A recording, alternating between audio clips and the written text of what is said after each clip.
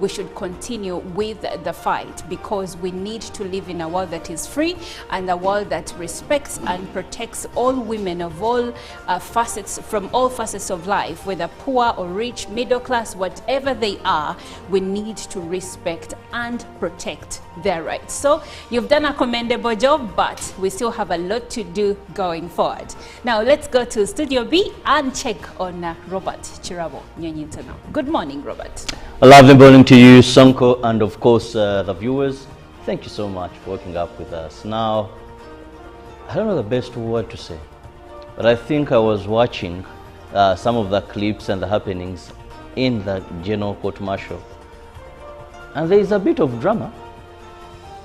I was looking at the legal team of Dr. Kiza Besigye and the soldiers at the General Court Martial, because of different ranks there, and to a certain point you would wonder, will this see the light of day anyway? One trying to educate the other about the law, one demeaning the other losing their cool. It's like, what's happening here? But we hope and we believe that justice will prevail at the end of the day. If someone is guilty, yes. If someone is innocent, yes. And I think there is some more need for respect within all parties that are at the General Court Martial, both the other side and this side, so that really, courts are more like a holy place in one way or the other. So they ought to be respected at all times, and we ought to have a conducive environment in court as we seek justice. That is what I can say. Robert, I think from what I observed, you see, the court martial doesn't do things the way normal courts of under the judiciary, the way they do their things. Because the argument of the lawyer was that this is not how we do this. Because ideally, in a normal judicial court, anything you have, you address the judge. Let's say you can't say argumentative and the judge says sustained, you get it.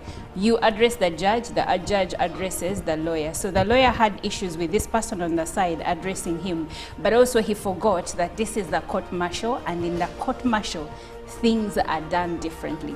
Maybe that's where the argument comes from, that civilians should not be tried from the court martial, because things are done differently there. Hopefully. But I mean, I'm just enjoying some of the happenings there in the court martial. I know it's a process to seek justice, but some of the happenings are very interesting, Oli. They're very interesting.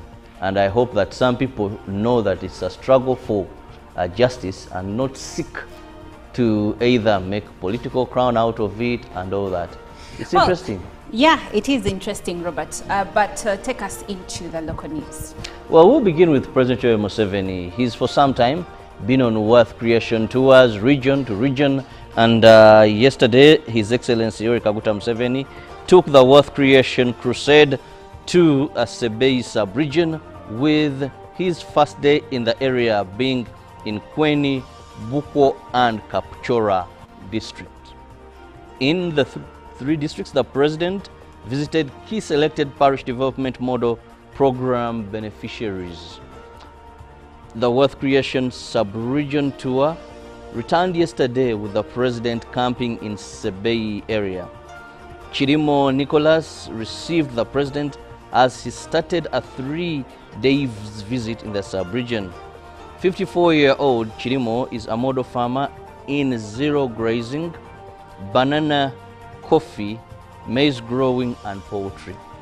A history teacher by profession at St. Joseph SS Bukwo recalls how the support from the Operation Wealth Creation changed his life. From Kweni, Rafani Kisa is one of the PDM beneficiaries who received 1 million shilling capital. President Museveni visited Yapiswa Dorin, another successful PDM member who also is reaping big from her farm. The president's visit seems an opportunity to lobby for more support. President Museveni said PDM will rescue Ugandans from money lenders. Still, President Yoweri Museveni encouraged Ugandans not to shy away from reporting incidents of corruption and giving evidence in court against suspects. President Museveni made the remarks during the commemoration of the International Anti-Corruption Day in a speech read for him by the Prime Minister of Uganda, Robert Nabanja. Museveni called upon all citizens to demand accountability from their leaders and report incidents of corruption to the anti-corruption agencies. The International Anti-Corruption Day was celebrated on the 9th, but Uganda joined the rest of the world yesterday at Speak Resort in Munyonyo, Kampala, under the theme Promoting Effective Participation of the Youth in the War Against Corruption. The Prime Minister of Uganda, Robert Nabanja, represented His Excellency. Museveni encouraged Ugandans not to shy away from reporting incidents of corruption and giving evidence in courts of law against the suspects. The Ombudsman, Betty Olive Namisango Kamya, revealed that the corruption in Uganda is more than the earlier reported of 10 trillion shillings the country loses every year. Kamya said larger sums of money is being siphoned out of the country through money laundering and from the perspective of investors coming into the country. In his statement, the president called on all citizens to demand accountability and ensure that no corrupt person enjoys Uganda.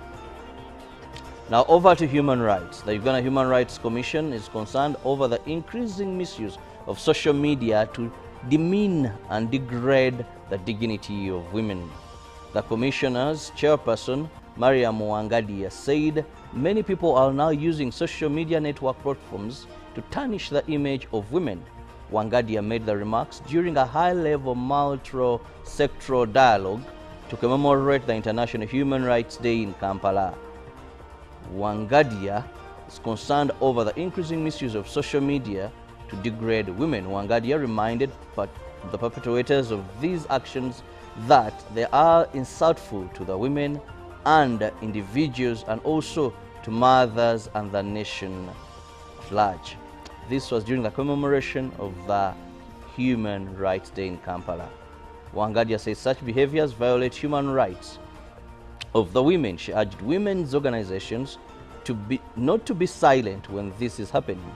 The third Deputy Prime Minister, Lukia Nakadama, stressed the importance of protecting the environment, acknowledging the significant damage caused. She also outlined various government initiatives aimed at ensuring environmental preservation. Now over to the General Court-Martial.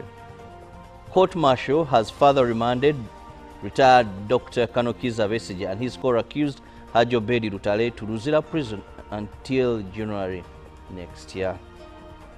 This is after the defense team insisting that Kenya-based lawyer Martha Karua leads the defense team but failed to produce a valid practicing license from the Uganda Law Council as earlier promised. The chairman, Military Court-Martial Brigadier General Freeman Mugamba, said the defense team should first organize itself for proceeding to commence on the 7th of January. Dr. Kiza Besigye and Lutale were brought to the General Court-Martial in Makindye amid tight security. The defense attempted to disregard court security guidelines over the number of lawyers supposed to make it to the courtroom. Tension was high as the defense team attempted to resist the number of lawyers allowed to access courtroom, but later the accused were led to the dock. One of the defense lawyers, Arias Lukwago, told the court that their lead lawyer, Martha Karua, had not been cleared by Uganda Law Council to represent the two.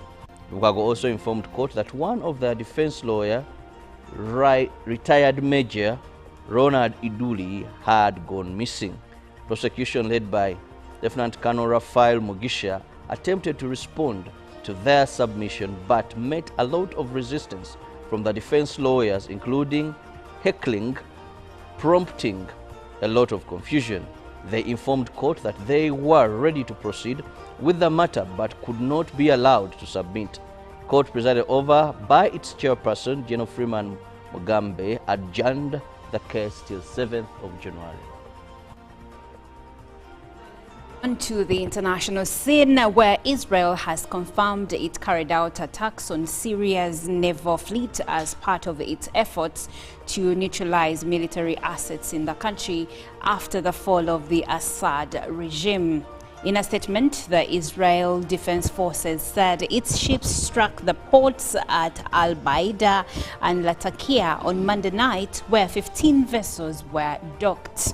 The BBC has verified videos showing blasts at the port of Latakia, with footage appearing to show extensive damage to ships and parts of the port. The IDF also said its warplanes had conducted more than 350 airstrikes on targets across Syria, while moving ground forces into the demilitarized buffer zone between Syria and the occupied Golan Heights. Earlier, the UK-based Syrian Observatory for Human Rights said it had documented more than 310 strikes by the IDF since the Syrian government was overthrown by rebels on Sunday. And moving on to Syria, the Prime Minister of Syria's new transitional government has said it is time for people to enjoy stability and calm after the overthrow of President Bashar al-Assad. Mohammed al-Bashir, the former head of the rebel administration in the northwest, was speaking to Al Jazeera after being tasked with governing until March 2025 by the Islamist militant group Hayat Tahrir al-Sham and its allies. Bashir chaired a meeting in Damascus on Tuesday, attended by members of his new government and those of Assad's former cabinet, to discuss the transfer of portfolios and institutions. It came as the UN envoy for Syria said the rebels must transform their good messages into practice on the ground. The US Secretary of State, meanwhile, said Washington would recognize and fully support a future Syrian government so long as it emerged from a credible, inclusive process that respected minorities. In 2011, Assad brutally crushed a peaceful pro-democracy uprising, sparking a devastating civil war in which more than 500,000 people have been killed and 12 million others forced to flee their homes. Now moving on to Kenya, hundreds of protesters took to the streets of Nairobi on Tuesday to denounce rising femicide cases in Kenya, only to face a violent police crackdown that left many injured and dispersed. Protesters chanting "Stop Femicide" had gathered to highlight the alarming number of killings of women and girls in the country. Police responded with tear gas, leading to chaos in the streets. Julius Kamau, one of the protesters, expressed frustration with the government's handling of gender-based violence. The Constitution is very clear, and everybody must show fidelity to the Constitution of Kenya, including the police. They are chasing us like children. We are here to protest against killings of people, women and girls. It's happening everywhere. Our lives do not matter in this country. How long shall we live like this? Kamau said. Nancy Waithera, protester, called on authorities to listen to women's pleas. And with that, we come to the end of our international news. Now let's get into the press review to see what the press has got for us today. Well, in the New Vision today, the headline is Export Coffee. 8 officers have been arrested as 2 regional police commanders have also been implicated. Now, the officers cited are in 8 robberies, rather not 8 officers, but these 2 police commanders who have been implicated. There is a huge report of that in the dailies from the New Vision. Now, drama as Besigye trial fails to take off again. That report is in the New Vision. The New Vision also writes, URA dismisses 140 staff over corruption as 2024 best farmers to be crowned today. Man accused of defiling granddaughter has been acquitted. That is with the New Vision today. Now, Sebei farmers held on 4-acre model. The president, as he was touring one of the farms in Kapchoks, in Kapkoros sub-county, in Kapkoros Parish, Buko District. This was during the President's Parish Development Model 2 of Sebei Sub-Region yesterday. That report is in the New Vision. The New Vision also writes that the First Lady urges women to maintain natural beauty. That is in the matters grooming. At the front page is the First Lady with the Nabagereka of Buganda Kingdom. Now off to the Daily Monitor. You can read about Kenyans to buy Ugandan lawyers, writes the Daily Monitor. In Karua defense, as the General Court Martial in Kampala yesterday condemned Dr. Kizza Besigye to his second Christmas in jail since training his eyes on the presidency, the Law Society of Kenya turned up the heat, seeking their country's approval to ban Ugandan lawyers from practicing in Kenya. Now, Chambogo University kicks off graduation as the president yesterday asked part of the more than 11,000 graduates from Chambogo University to stop wasting time watching the English Premier League and shift their efforts to supporting the government plan for the country. And then in the other news, people with albinism cry for help as 10 succumb to skin cancer. Then the in-tray awaiting Stanbic's chief Mumba, Kenneth Mumba Kalifungwa, will start work on March 1st, 2025. Then in Matters Homes, architectural designs that dominated 2024. That report is in the Daily Monitor. Now the Citizen writes why shilling rally is set to continue. The shilling has rallied to a 10-month high against the US dollar, and the government, banking on a number of key factors, is confident the trend will continue until at least February 2025. Now, local health experts back Janabi for the World Health Organization Africa Post. Then the political platform, Democracy, how Tanzania can plug gaps to ensure credible elections, as Samia explains the cabinet reshuffle. And also, Mbowe breaks silence on looming Chadema poll showdown. That is it from our press review this Wednesday. Well, before we move on, Joram, I'm curious to know from the First Lady's message, as a man, what is that you'd consider natural beauty?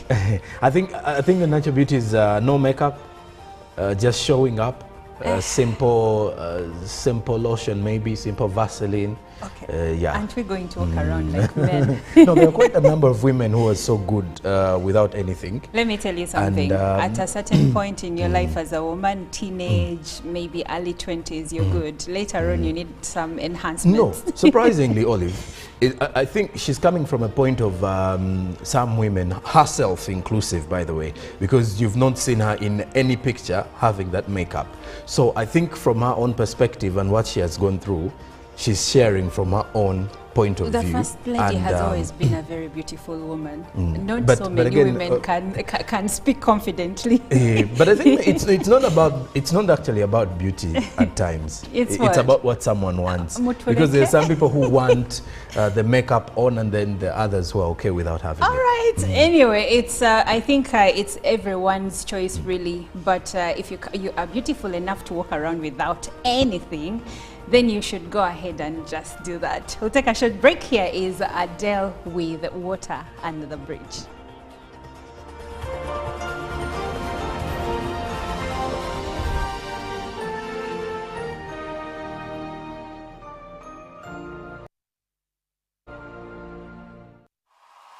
The Prime Minister of Uganda, Robin Anabanja.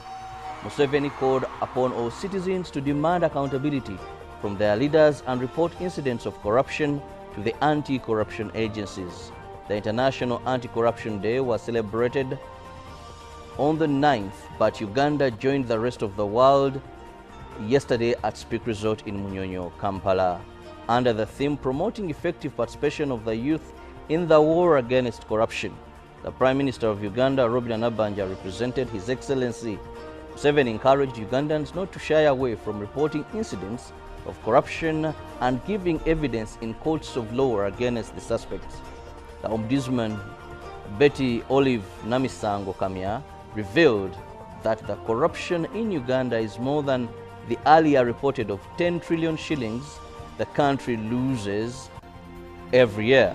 Kamya said larger sums of money is being siphoned out of the country through money laundering and from the perspective of investors coming into the country.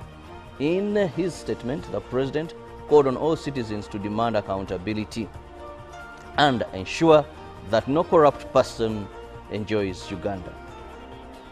Now over to human rights. The Uganda Human Rights Commission is concerned over the increasing misuse of social media to demean and degrade the dignity of women. The Commissioner's chairperson, Mariam Wangadia, said many people are now using social media network platforms to tarnish the image of women. Wangadia made the remarks during a high-level multi-sectoral dialogue to commemorate the International Human Rights Day in Kampala. Wangadia is concerned over the increasing misuse of social media to degrade women. Wangadia reminded the perpetrators of these actions that they are insultful to the women and individuals and also to mothers and the nation at large. This was during the commemoration of the Human Rights Day in Kampala. Wangadia says such behaviors violate human rights of the women. She urged women's organizations not to be silent when this is happening. The third Deputy Prime Minister, Lukia Nakadama, stressed the importance of protecting the environment, acknowledging the significant damage caused. She also outlined various government initiatives aimed at ensuring environmental preservation. Now over to the General Court-Martial. Court-Martial has further remanded retired Dr. Kanokiza Besigye and his co-accused Haji Obedi Lutale to Luzira prison until January next year. This is after the defense team insisting that Kenya-based lawyer Martha Karua leads the defense team but failed to produce a valid practicing license from the Uganda Law Council as earlier promised. The chairman, Military Court-Martial Brigadier General Freeman Mugamba, said the defense team should first organize itself for proceeding to commence on the 7th of January.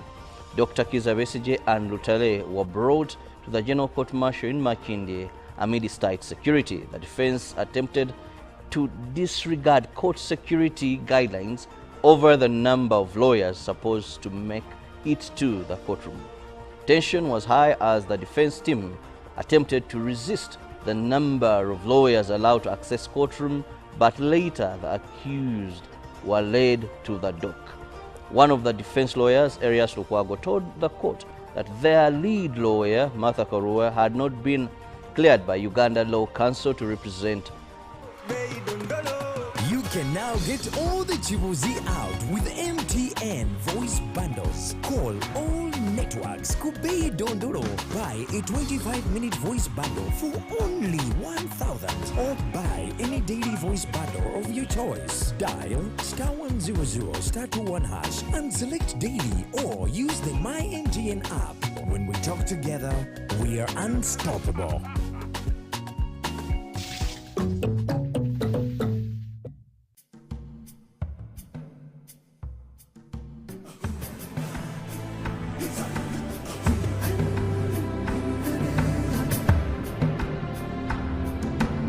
Welcome to Good Morning Uganda, your go-to morning show to kickstart your day with all the latest updates. Let's dive deep into issues that matter most to you. In a world of stories waiting to be told, the headlines are your guide. Navigate the currents of news and knowledge with our daily updates of newspapers. Stay informed, stay empowered. From the roar of the crowd to the thunder of victory, witness the drama unfold with our sports updates. Whether on the field or in the stands, join us as we celebrate the spirit of champions. Rise with Good Morning Uganda, weekdays from 6:30 a.m.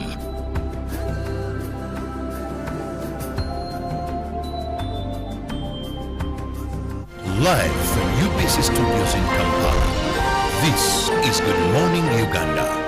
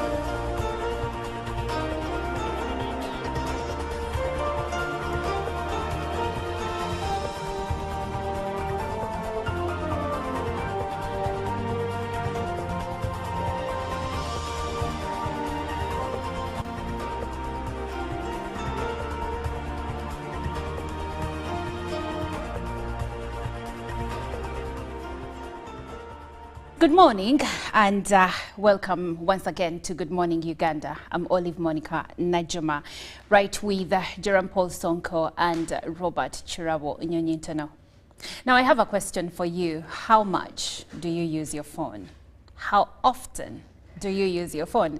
Oh, better still, when you do wake up in the morning, what's the first thing you do? Do you reach out for your phone and check your updates? It could be to stop your alarm or to look at the news all the time.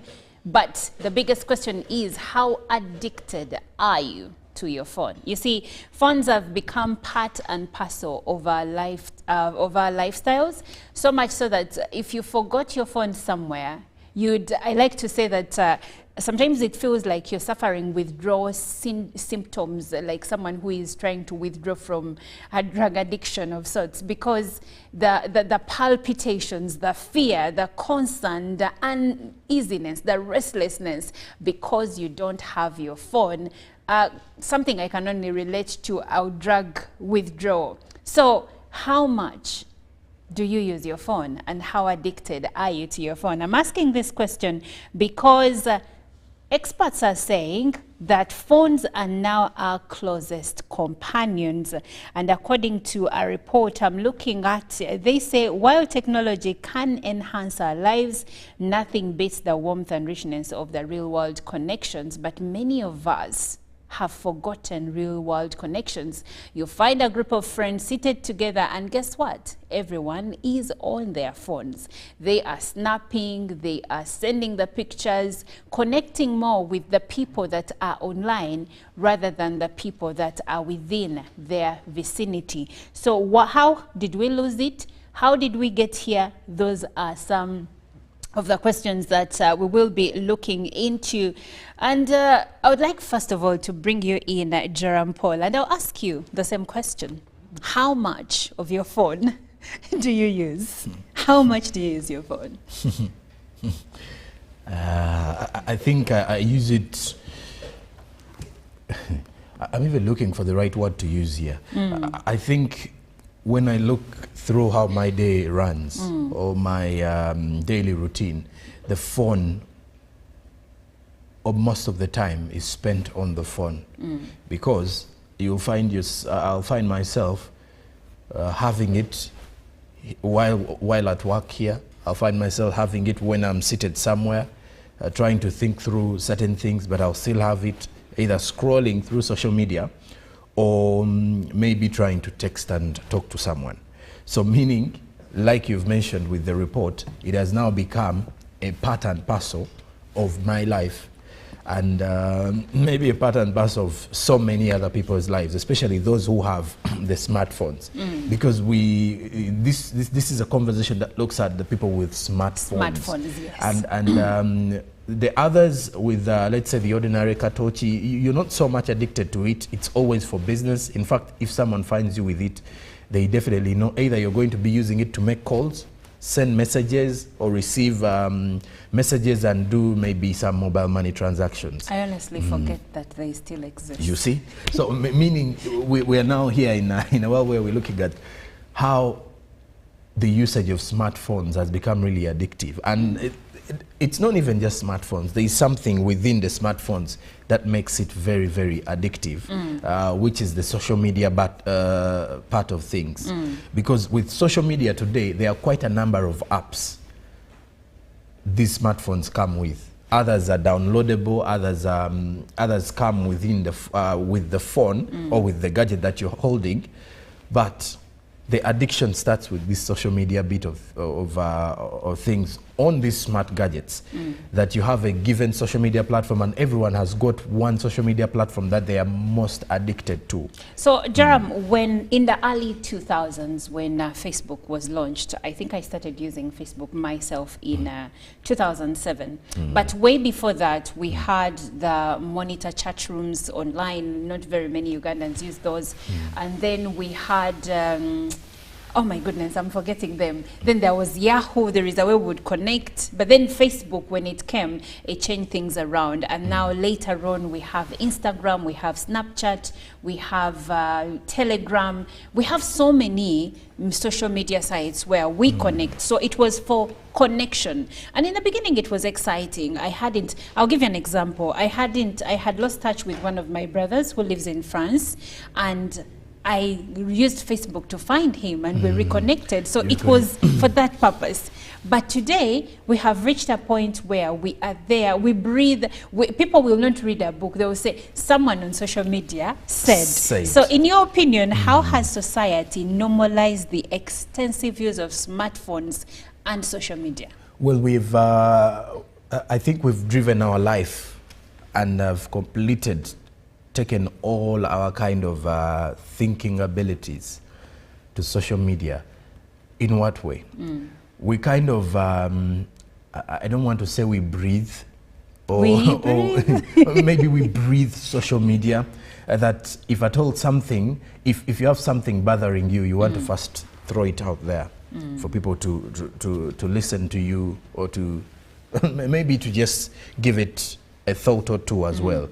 But over the years, as you've mentioned, social media, I think I started using social media quite late because I would say my mother was a bit strict on the usage of smartphones, especially when you're still in school.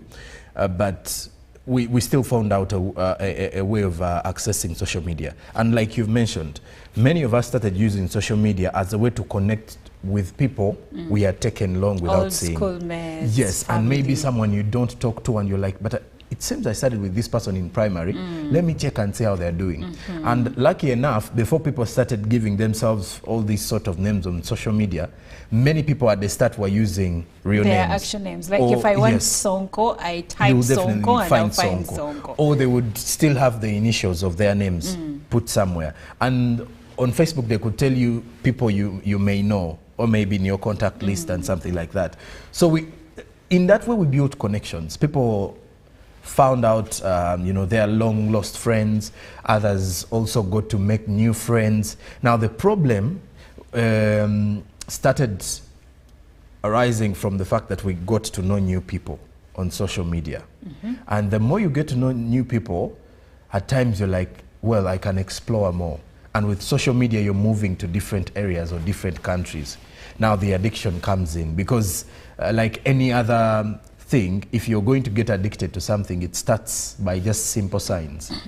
You've mentioned in your opener, you've mentioned something about how often do we check on our phones, how do we even start our day?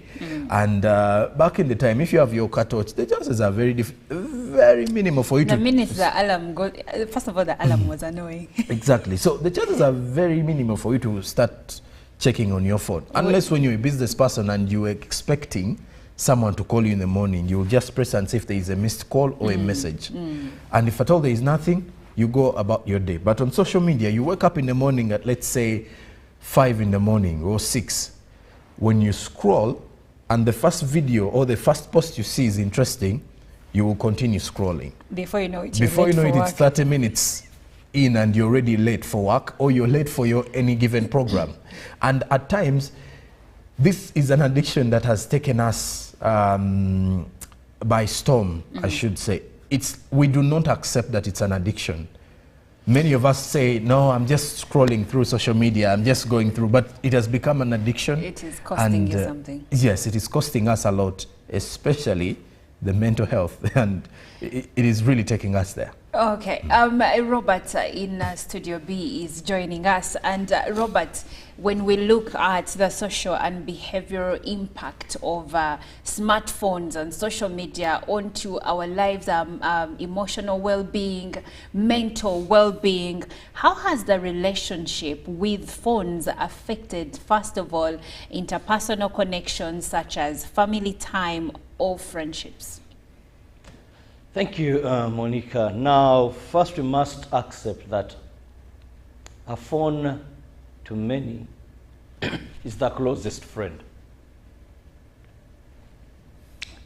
I don't know if you've noticed that when you don't have your smartphone with you, and this many Ugandans can agree with me, you feel like there's something very important missing. A person will drive home to pick a phone, not because they fear that there is someone who may go through that phone, because that's what many people think, I left my phone home, so maybe, but because today life is almost next to impossible without that gadget. Now, how it has affected, because it has given people all they need. If it's a conversation today, Monica, Yes. with my smartphone, I can converse with very many people. Now, where previously you knew that you needed to see someone for you to chat, for you to talk, discuss, and feel you're communicating. Here, 24/7, you can communicate, and with a very huge population. Let's take, for example, WhatsApp, because maybe Instagram and Twitter, you may not have particular groups. But there, you know, you have the church group, you have the OBs and OGs, you have the various clubs, you have the Rotary, you have so many. And at that one spot, you feel you're communicating to so many people at the same time. Now, you feel you can have that communication and kill that boredom. Where people would think of a person, direct communication with that person, now they resort to their phone because it fills that gap almost and better in some incidents. So in that way, it is cutting that desire to continuously. I've told you on this show that I've seen many people who go out to have a meal together. Sonko is taking Olive out, and they come as a couple, maybe they are dating. Now guess what? In a few minutes, everyone is on their phone. And you want to ask now, why did they come here in the first place? And yet a date is an occasion where you go Yes. to get to know each other, have conversations, Then and try there to understand who the other person Yes, is. then there are homes you'll go to, the mother comes home, gets on her phone, they put a movie, they are watching. Then every child is on their phone, the husband is on the phone, The TV is watching them. the TV is watching them. And they will take time, one who goes off. Even if you ask one what scene was there, they cannot recall. Even at the dining table, food is served. Remember, these were all places of communicating, instilling discipline, observing your children. Today, someone is eating. If we don't have enough discipline in that home, someone is eating while scrolling through TikTok while eating. So, the communication with the children, they don't use that hand to eat. That's not how you hold a fork, you know. That's not how you see it. Robert, I will ask, why do you think we have become this way? Adults, young people, all of us, we are affected in equal measure. So what do you think, what gap do you think we are trying to close by being obsessively on our phones? I think we should look at what this gadget has come with that has forced us, or that is running us to get addicted to it. That when Olive wakes up, first thing after her bed prayer in the morning, or not even the bed prayer in the morning, she'll feel to check on her phone. Now, this gadget has provided so much that we didn't have previously. For example, Olive, this gadget has provided a lot of information. Not so? That's right. That sometimes we actually have information overload because we get so much. That sometime I may not get that information from the person just next to me or my friend, but I'm sure it's here. Now, this gadget has also provided a lot of entertainment. That even if someone missed something, it entertains. It kills boredom. This has also provided a lot of security. In what way? For example, there are so many apps that you can install on your phone. I've seen some people where you want to monitor your home, your children, you're here at work. So I will be checking on my phone because I have a new made home. And I'll just be in office, but I'm able to see what my children are doing. Are they in the compound? Are they in the bedrooms? Does the maid do funny things I don't understand when I'm not there with my child? You know, my car, I want to track my car. Where is it? Someone says, you lent me your car. I can use my phone to know. Say, but brother, you're in Mbarara, but you said you're just going here at the equator. What is happening? So it has that security applications that you can have and put there. So because of the so much satisfaction that this gadget gives, it has enabled us to get addicted to it and create a gap with people that matter in particular timings. Thank you so much, Robert. Now, Jerome, in your perspective, in what ways do you think phones have reshaped traditional social norms as we used to know them to what we know right now? Well, as much as we've been appreciating how our cultures have been changing over the years, the phones have contributed in a way that we are getting to adopt new traditions and new cultures just because we are scrolling. You're interacting with millions of people whose cultures you're only adopting and picking. And this is where the worry is. When you look at how trends were back in the time, that unless someone has traveled, back in the day, maybe someone has traveled to Europe, to the West, or to Asia, there was no way you would come back to convince people that this is how life is, or this is how people live life. You tell us anything and we'll believe you. Yeah, and we will believe you, and we're like, okay, anyway, you've traveled, so. And the chances were you would not impact on our life decisions as much unless we would only be admiring the fact that you've traveled. Today, you're looking at someone who has traveled and they're communicating to you in, let's say, in a different continent or from a different country. Now, what they are telling you is that you're actually seeing it and you're feeling it with different posts of the other people you're interacting with. Now, that way, we have also got what you could call culture decadence, that the kind of norms that we were used to, we are not appreciating that enough. Because of social media, people are picking up different cultures, different norms, different behaviors, and characters are being developed just through social media.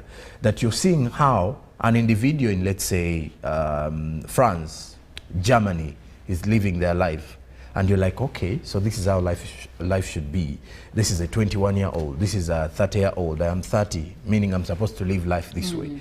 And forgetting that these economies are different. Are very different. We're in the time zones quite different. You're looking at the cost of living different.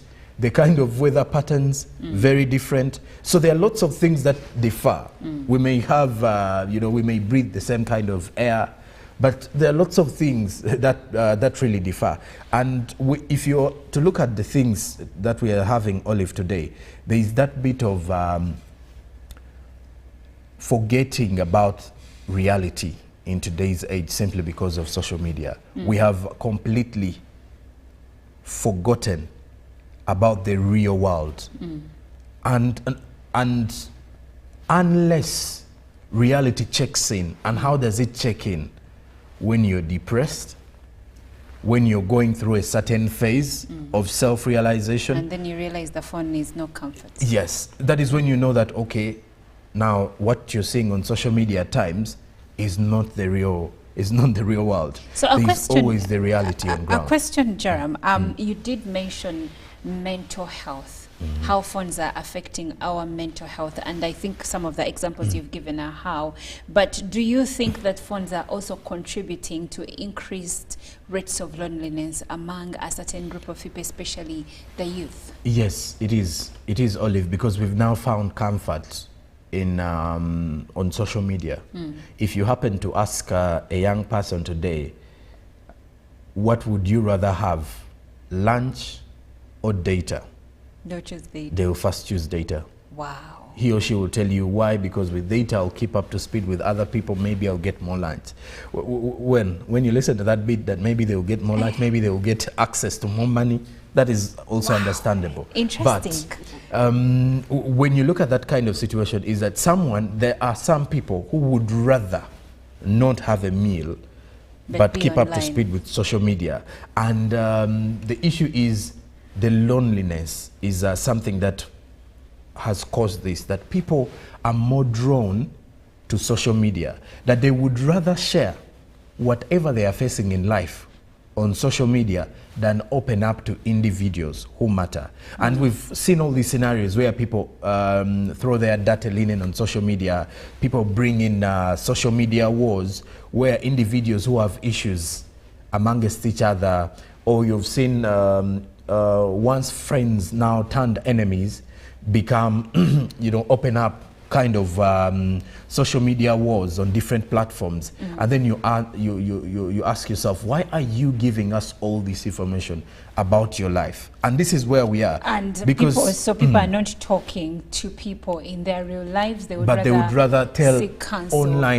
online strangers. Okay. And you're looking at this because people think social media really cares about their life. And one other thing I've also noticed with social media is that most of the posts you're seeing are of people who are either going through something but are trying to show you a different side of it. Because we show the good stuff. The good stuff. Anyway, according to to insights from the Global Digital Insights in Uganda, as of January this year, only 27% of the population had access to the internet, meaning just 13.3 million people in Uganda have access to smartphones and also to the internet. So this leaves a significant 73% of the population offline. But then the 13.3 million that are online are being affected in more ways than one. So you will think you're creating connections online, but then you're spending most of the time comparing your life to the lives of people. Please note, no one will come and tell you that I didn't eat last night. They will show you a picture of themselves at a fancy restaurant looking nice, and you think that was their reality. For instance, I never post things in real time, rarely. I will post something from June right now, and you think that's where I am. And someone may actually post, you're right, there are people who have actually also normalized that. Someone posts something from last month and you might think, you think that's their well, reality they're in bed right now. And you start throwing in your judgments basing on something that was taken maybe a long 2 time months ago. or 3 months now, back. Robert, as we come to the end, we still can't live without any solutions given, because at the end of the day, if we do not rein in this addiction to our phones, we might be creating an even bigger problem in future. So how can we regulate our social media usage? And I know that you love your phone just like I love my phone. So how do we handle this? The first thing is understanding that there is an abnormality that we are living with, and we stop being complacent. You know, you cannot overcome an addiction before you accept you're addicted and it's a problem. And then you get to know that it's affecting you. So, because phones are private, they're personal gadgets, so it takes more of us, the elders, at individual levels, working on this, at family levels, working on it. I remember I told you of a home where phones do not enter the dining room. Yes. Once it is full time, there is a basket where everyone drops his phone. Phones don't enter some bedrooms. If it's time to go to bed, we leave our phones somewhere. Because our bedroom is very important, the issues you're going to discuss. Now, our phone is going to be very destructive. People are having a meal with your children. Your concentration, dining time is very important for you as a family, you in your life. You know, I remember when we were still young, we used to have what we used to call timetables. Yes. You plan your day. If it's holiday, mommy has that timetable. There's even time for watching TV, there's time for revising, reading your books, time for sleeping. So you must have a time that, unless it's a phone call, for these particular times, I'm not on my phone. For this particular time, I'll be on my phone. And you know the most interesting thing about Ugandans? They get to know your schedule.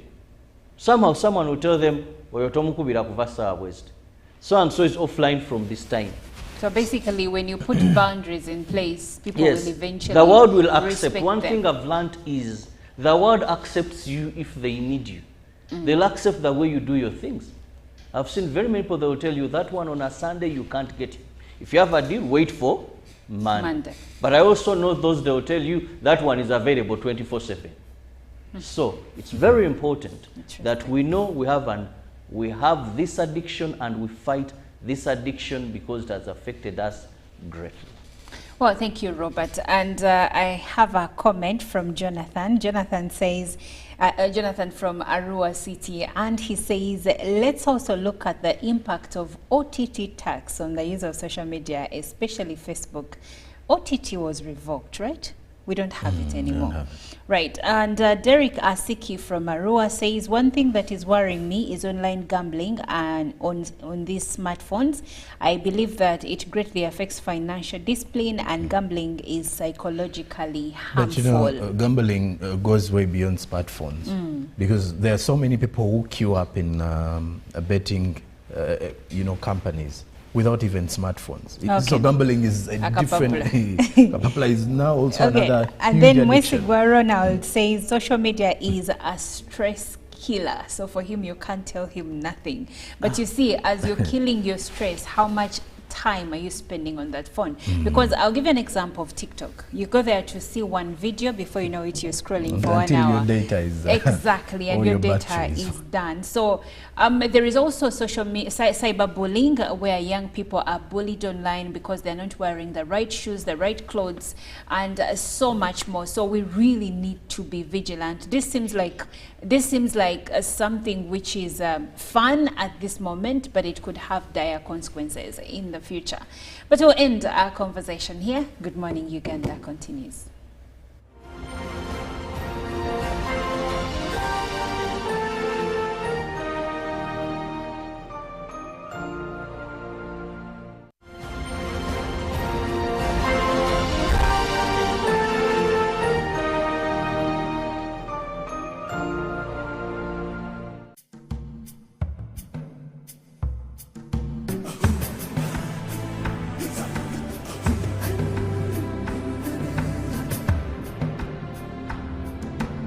Welcome to Good Morning Uganda, your go-to morning show to kickstart your day with all the latest updates.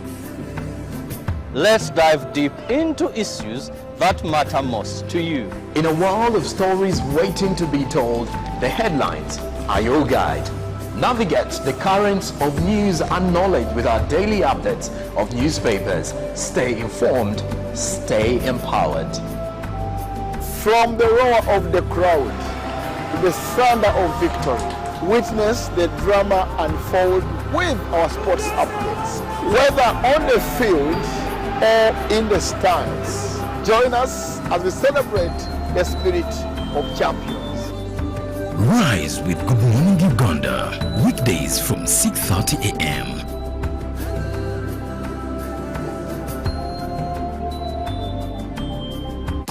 Uganda, are you ready to kick things up to the next level? The Uganda National Lottery brings you Sports Take 10. Predict the results of 10 football games and win big. With tickets at only 500 shillings, join the fun and make your predictions count with Sports Take 10. Sports Take 10, your ticket to football glory. Uganda National Lottery. Dream, play, win. Participants must be 18 years or older. Play responsibly. The Uganda National Lottery is operated by Ituba Uganda and regulated by the National Lotteries and Gaming Regulatory Board. Live from UBC Studios in Kampala. This is Good Morning Uganda.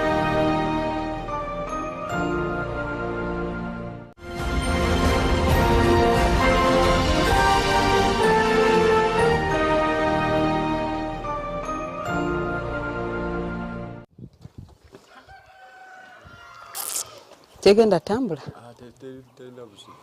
nzikanzijemu engatto.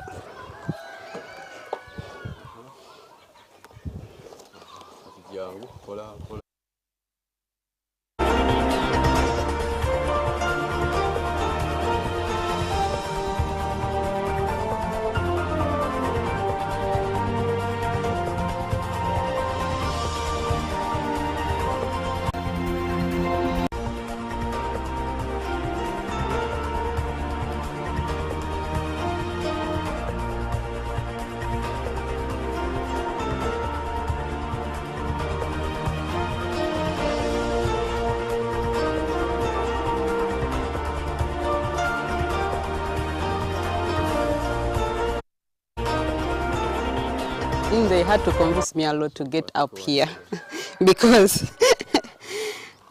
it is not easy. Okay, it is easy, but for me, because I'm a little bit scared of almost everything, it wasn't easy for me to get up here, but it is a nice experience. So they teach you how to ride horses here. However, this one, it is not so much like a lesson that they're teaching me how to ride, but at least they've gotten me up here, and I'm going to have a ride that is guided by by Samson, a caretaker here. So he's going to take me around. But these are things that you have for a lifetime, like once in a lifetime. These are things that we need to experience anytime we get a chance. So when I saw my friend getting up here, I was like, I think I'm also definitely getting up here, even though I was scared. So let's move around.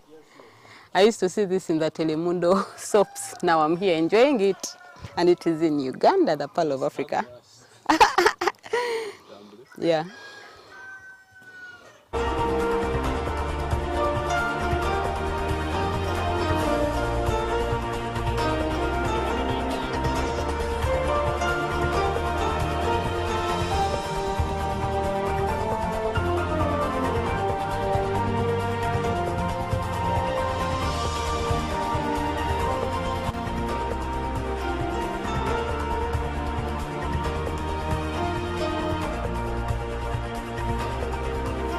Reach those, you're about to reach like Mountain Mugahinga National Park.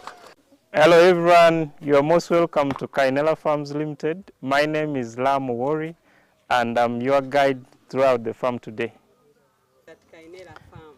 Kainela Farm covers a lot of things ranging from the local traditional food. We have ecologies, we have orchards, we have aviary with the variety of birds. We have the horse stables where we have the horses, camels, ponies and llamas. We also have the ostrich section and a lot of activities at the farm. Where are you located? We are located in Kayunga district, Kayonza sub-county, Kayunga district. Yes. Now you're most welcome. We are going for a farm tour to move around the farm to see the different activities that takes place here and what you can benefit when you visit us.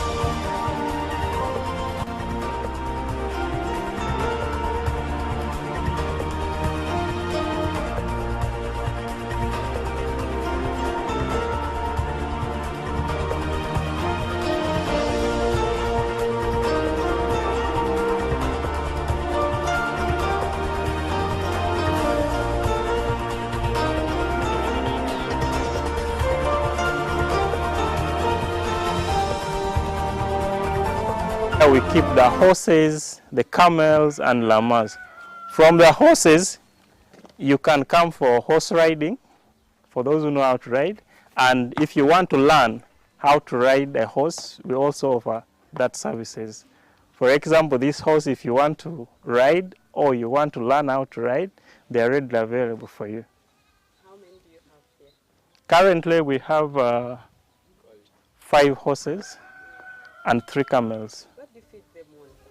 They eat a lot of things. One, we put them out to feed on the green pasture. We have hay, dry hay for them. We have barley, which is given to them in the morning. There is the salt, which is always hung for them, they lick. Yeah, and other feeds. Now you can first look at our horses. Most places have ponies. These small ones, but you look at this one. This is now a real horse. So we have big horses and medium-sized the ponies, which are comfortable for the kids for riding, because a giant person can't sit on a pony. You need a real-life horse experience riding a big horse like this. So we have this type of horses. So these are highly trained horses with highly trained horse handlers. You can see how it responds to the visitors. You are meeting it for the first time, but you can feel the friendship between you and the horses. Now, some places you find the horses are not that trained, they are wild, they can throw you down because they are not handled carefully.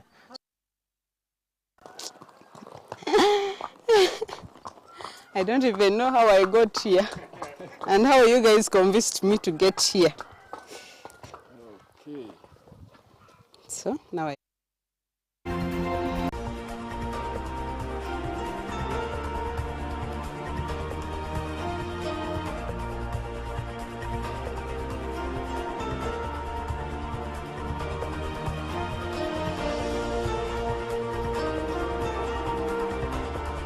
These horses in some movies like Lord of the Rings and other movies, but mostly when you see these horses where they're used as modes of transport, the areas are usually desert areas. I feel like they are built or they are created to be used as modes of transport in desert areas, because when we got to the sandy area where we are, it got faster, but when we come out, it becomes a little bit slow, maybe because of the somehow stony and somehow rugged terrain. Okay, the terrain may be, the terrain makes it move faster or move slower. So on a rugged terrain, it is slow, and on the sandy terrain, it is faster, but the experience was good. First, when you get on it, it is a little bit scary because it looks like it is bumpy. If you've ever been in an aircraft on a flight and then you get into a cloud, that feeling, that is how it feels like when you're getting into a cloud. It is bumpy, but when you finally get to sit on it and you relax yourself, the experience is so amazing. Walking around, I didn't want to stop, yet they had to force me to get up here, but I didn't want to stop. So the experience is so amazing, guys. It is one of those experiences that you actually need to have in a lifetime. Like, what are you going to judge? What are you going to tell to your grandchildren? What are you going to tell to the world what you did? And these things that we've been only watching in movies, they are right here with us in the Pearl of Africa for you to experience. I keep on telling you this, that Uganda is ours to explore, and we need to come for these rare activities that you cannot find anywhere else. Actually, this is my first time doing horseback riding, and I definitely recommend it for everyone, even those who have weak hearts like mine. You can do this because it is a very comfortable ride. I can do it again, but unfortunately because of time, we are going to stop here. Well, my name is Irene Alena Misango, and catch you tomorrow.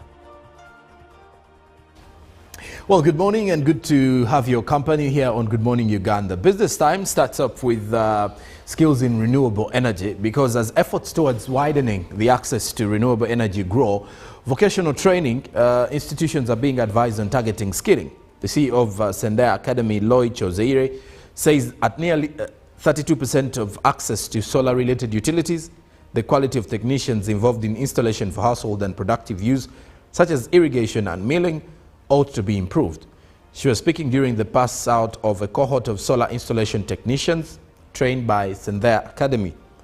These are part of over 1,000 solar installation technicians who have been trained by various technical institutions across the country under the Sendai program.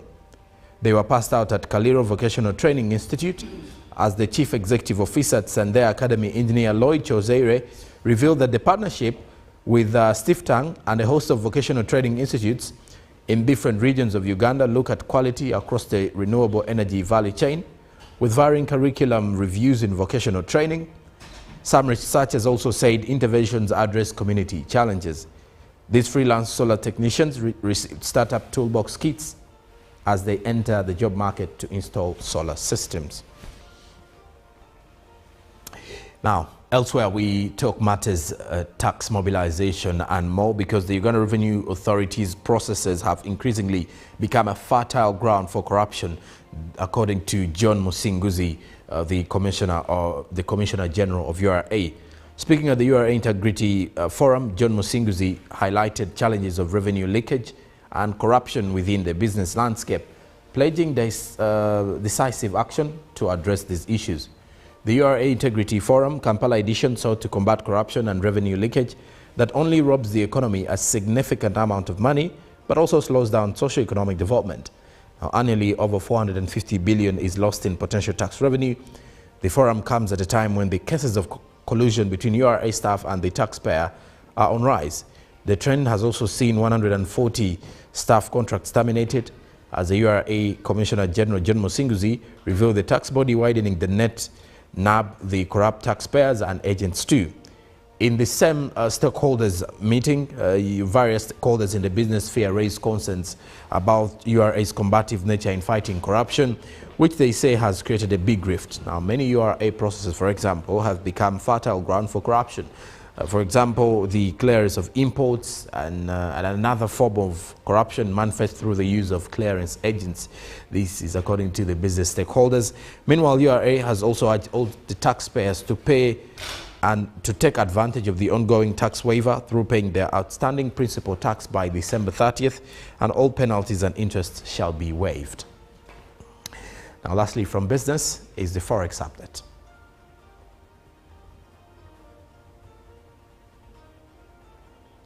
Well, looking at the changes there, the US dollar opened yesterday at 3,656.00, while selling at 3,666.00. By midday, it was buying at 3,662.82, while selling at 3,672.82. Closing time saw the US dollar buy at 3,655.00, while selling at 3,665.00. The Great Britain pound was buying at 4,663.04, while selling at 4,675.80. The euro was then buying at 3,861.50, while selling at 3,872.07. The Kenyan shilling was buying at 28.27, while selling at 28.35. The Tanzanian shilling was buying at 1.40, while selling at 1.40, as the South African rand was buying at 205.18 shillings, while selling 205.74 shillings against the shilling. Business will return tomorrow. Good Morning Uganda continues with the traffic updates first, then matters, cooperatives and more in the agenda. Good morning.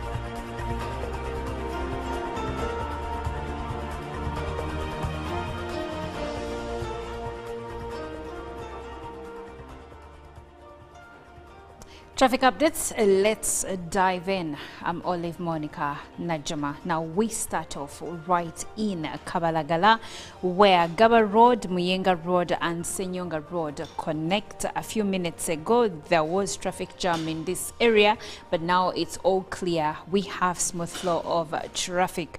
Now following the Gaba Road route coming to the sides of Nsambia, we have smooth flow of traffic, but for those coming in from the Nsambya Estate Road. I see a bit of traffic jam in this section coming through for quite a long stretch joining Gaba Road. The good news is when you launch into Gaba Road, we have smooth flow of traffic over here. And continuing with the Gaba Road leading to Nsambya side, I see that we are continuing to experience smooth flow of traffic along this route, and still following the same. The traffic situation looks pretty good this morning. Nsambya Estate Road connecting to far ahead along Nsambya is still giving us smooth flow of traffic. And now when we reach the crossover where we now launch into Mukwano Road or head to the side of Entebbe Road, we still have smooth flow of traffic. Now continuing through Mukwano Road, I see that the traffic situation is still looking pretty good. We have smooth flow of traffic, but then where Press House Road connects to Mukwano Road, now we start experiencing traffic jam. Press House Road brings you from the areas of Chibuli. Now, as we continue with Mukwano Road connecting to 8th Street, there is a bit of traffic coming in from 8th Street, but not for a long stretch, though the area in between you will experience a delay because I see red and yellow zones over here, so you might lose time over here right before you connect to the small roundabout there that brings you through Access Road, 6th Street and even 7th Street. But past this we follow Access Road to see now where we are headed. Station Road looks pretty good, and as Access Road connects to Ginger Road, I see that we have smooth flow of traffic along Ginger Road, and then a bit of traffic coming in from Yusufule Road side, but not for a long stretch, just near the traffic lights. And continuing with Ginger Road, we have some traffic on Ginger Road. For a stretch, I see that where Station Approach Road connects to Ginger Road, just outside Victoria University, there is a bit of traffic jam for some good stretch crossing over. And then looking at King George the 6th Way, there is a traffic jam over here as well. And continuing with Kampala Road, Parliament Avenue, at the start of it from Kampala Road is also having a bit of traffic jam, as you can see over there. But continuing with Kampala Road, most sections have green zones indicative of smooth flow of traffic, but then we have a bit of yellow zones, meaning there is slow movement of vehicles. And then I see a bit of traffic jam coming through from Entebbe Road connecting to Kampala Road, but the surrounding roads, the connecting roads like Speak Road, Pilkington Road look pretty clear. Now as we move still into Kampala Road, where Duster Street connects to Kampala Road, here you will still experience a delay. Those yellow zones indicate that there is a bit of a build-up of traffic, not so intense, but it is there. You won't be able to move very fast. The square looks good, and the square 2 looks good, and the square 1 as well. And now where those just outside Mabiri's complex, you will experience a bit of traffic.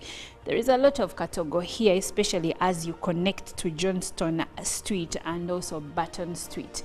These are one ways, so the traffic they bring in can be a menace sometimes. Well, hopefully you get to town in time. You should hit the road right now if you don't want to be delayed at all. Well, that does it for our traffic updates.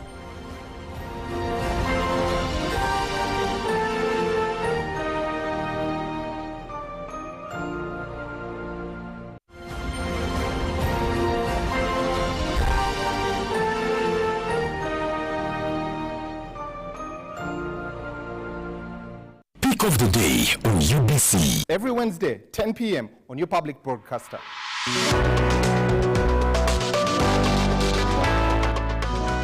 Was brought to you by I'll call you every day, yeah, yo, baby, don't go. You can now get all the Chibuzi out with MTN voice bundles. Call all networks could be Dondoro. Buy a 25-minute voice bundle for only 1,000 or buy any daily voice bundle of your choice. Dial *100 *21 hash and select daily or use the My MTN app.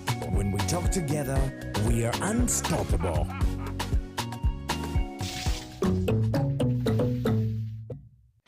Uganda, are you ready to kick things up to the next level? The Uganda National Lottery brings you Sports Take 10. Predict the results of 10 football games and win big. With tickets at only 500 shillings, join the fun and make your predictions count with Sports Take 10. Sports Take 10, your ticket to football glory. Uganda National Lottery. Dream, play, win. Participants must be 18 years or older. Play responsibly. The Uganda National Lottery is operated by Ituba Uganda and regulated by the National Lotteries and Gaming Regulatory Board. In a nation hungry for truth, a world where every story matters, there exists a beacon of trust and reliability. For decades, they've been our voice and our window to the world, holding the mirror of our history.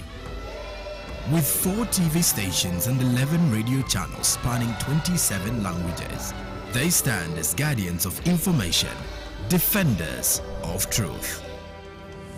With Mascari Heritage Advantage, they uphold every citizen's right to reliable and free information. Their archive stories shaped our past and illuminate our present. Yet now, as new challenges arise and the world evolves, their mission faces its greatest test yet. Be part of our journey and let's navigate the unknown, uncover the untold, and safeguard our future together. Tune into your public broadcaster, for it is the intersection of trust and truth. Because to UBC, your story, every story, and every voice matters. UBC, inspiring Uganda.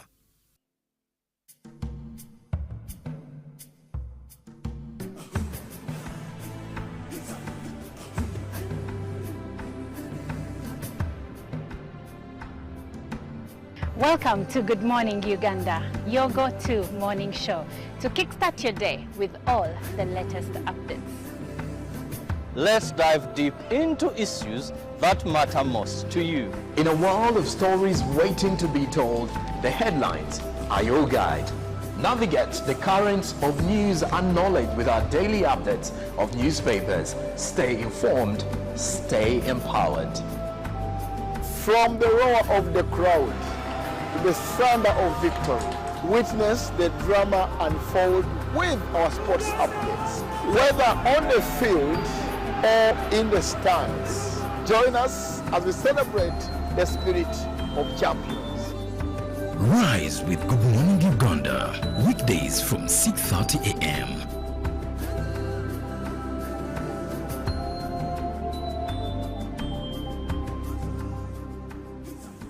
A new dawn on Behind the Headlines with me, Timothy Nyangweso. Every Wednesday, live in our studios in the heart of Kampala, we have conversations that have analysis, explanation, but not every truth is fact, and not every fact is truth.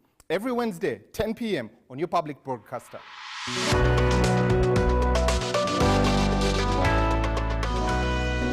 on your public broadcaster, UBC, inspiring Uganda.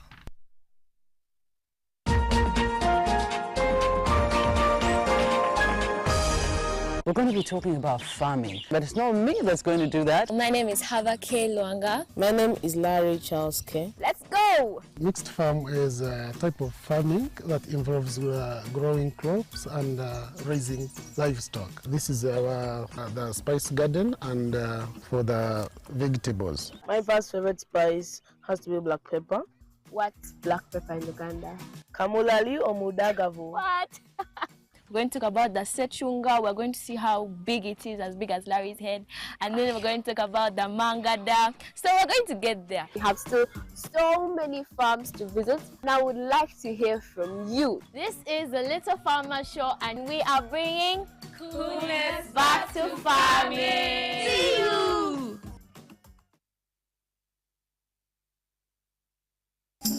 This December, the border transforms into a hub of innovation, culture, and opportunity. It's the Border Breakers Innovation Festival 2024. Happening from 12th to 15th December at the Busia Border Primary Grounds. And our chief guest, we're honored to welcome the Right Honorable Rebecca Kadaga, Minister of East African Community Affairs. Together, we'll celebrate unity, progress, and prosperity for the community. Join us for 4 unforgettable days of free medical camp, culture showcases, agriculture and entrepreneurial exhibitions, and groundbreaking innovations bridging Kenya and Uganda. To exhibit, contact 0773 458 492 or 074 668 449. Brought to you by